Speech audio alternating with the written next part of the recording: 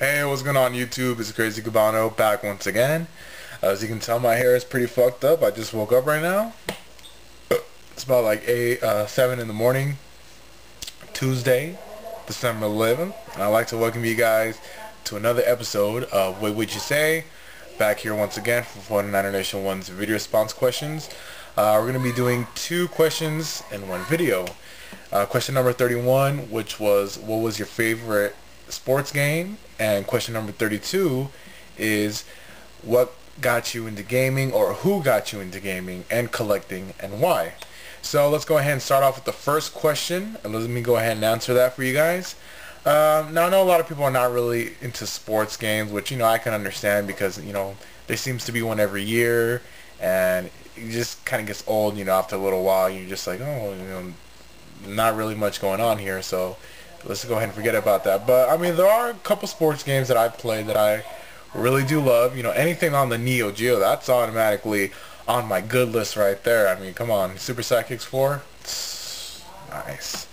I mean, the NFL Blitz series for a fun, fast-paced, action, arcade-style gameplay. Some of the FIFA games I do enjoy because I am a pretty big fan of soccer.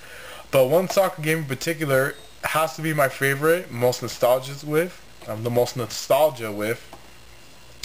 and that is International Superstar Soccer 64, obviously, for the Nintendo 64. Pretty fun game. You got about 36 teams in this game. And the cool thing about this game is that you're actually able to, whenever you play a tournament mode, you can edit your characters, take some out, put some in, make your own characters. The music in this game is really fantastic. I mean, especially the training stage.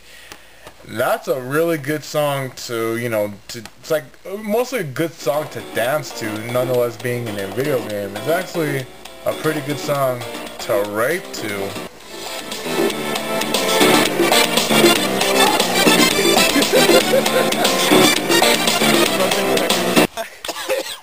Besides that, great soundtrack, awesome controls, great gameplay. Definitely my favorite sports game is International Superstar Soccer for the N64. Alright guys, so question number 32 is, who or what got you into gaming / collecting, and why? Well, I've been gaming my whole life. First system started with a Genesis, grew up on that. Then came the N64, played Super Mario 64. My mind just freaking blew in a million pieces because it was something, very revolutionary at the time. No one has ever seen before, and really made me want to stick to gaming. Then came the PS1, which had amazing games on it. I remember playing Spiral, Tekken. That's all I remember right now. But yeah, great games on that. But one of the main reasons that got me into collecting was, I don't know if I've told you this story before. I believe I did, but I'll go ahead and say it anyways. Yay! Alright, so I went to a Goodwill about 6 or 7 years ago, I believe, and I was looking around browsing to see what I can find, because at the time I only had a PS2 and a Genesis. That was it. And so I was looking around, and I come across a Atomic Purple Nintendo 64, just a system, no hookups. And I saw it, and I looked at it, and I was like, alright, looked at the price, it was 15 bucks. And I was like, hey, that's not a bad deal. This is 7 years ago, you guys. My mindset isn't in the same place as it is now than where it was 7 years ago. Now for me, if I find a loose N64 system with no hookups for 15 bucks, I wouldn't even pick it up. Back then, I thought it was a good deal. I was like, alright, I'm going to pick this up, yeah. Did it have the expansion pack? I don't really remember. I go to the cash register. I'm like, hey, alright, I'd like to pick this up. Lady tells me, oh, this is half off. I was like, what? She said, hell yeah, motherfucker, that shit is half off. $7.50. And in my mind, just... So I was like, holy shit, $7.50. Now, that's actually not a bad price for a loose system, especially Nintendo 64. But, they're pretty common now. They're not really expensive. So, you know what? I went ahead and picked it up. Stopped by the local game repair, which was not too far from the location. Picked up all the cords I needed, a controller, and a game, which all that came out to about 25 bucks. So in total I spent about $32 for everything, for the game, hookups, and controller. Since then I've been going to the Goodwills, picking up a lot of stuff, finding a lot of deals.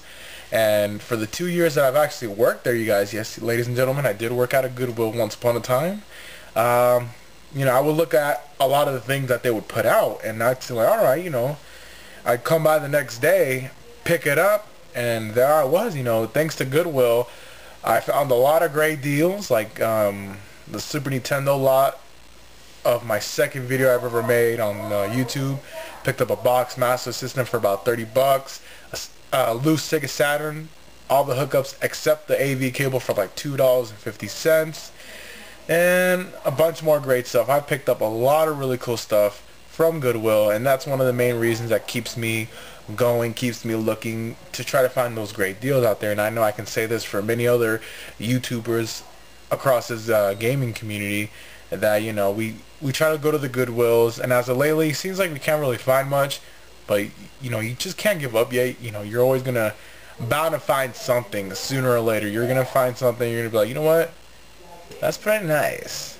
So, alright, you guys. That's the end of my video. I hope you guys enjoyed it really quick. Let me know what you think. Until then, it's Crazy Cubano. God bless. Take care. And holidays are coming up. Hell yeah, buddy. Take care, everybody. Peace.